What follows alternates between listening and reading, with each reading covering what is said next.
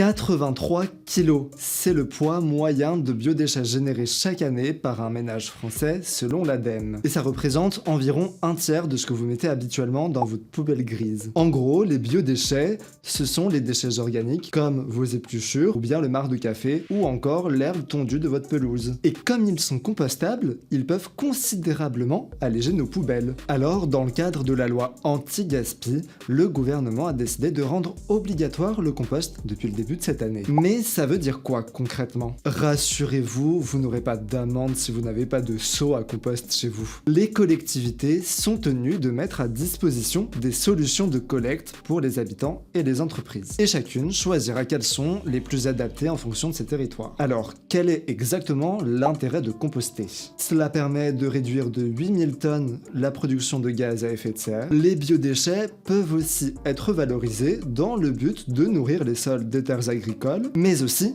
pour produire du biogaz. D'ailleurs, cette solution est déjà adoptée dans le Puy-de-Dôme depuis 2018. Le gaz aujourd'hui, il vient alimenter une chaudière pour produire de l'électricité, mais demain, ce gaz sera épuré et réinjecté dans le réseau pour alimenter une station GNV qui permettra d'avitailler les bennes d'ordures ménagères avec le propre gaz produit par les déchets collectés. Et cela peut même permettre de générer des économies pour les transformer en investissement. Soit on tire tout droit, on fait rien et on arrivera à payer plus de 2 millions d'euros de TGAP qui ne reviendront pas dans les territoires.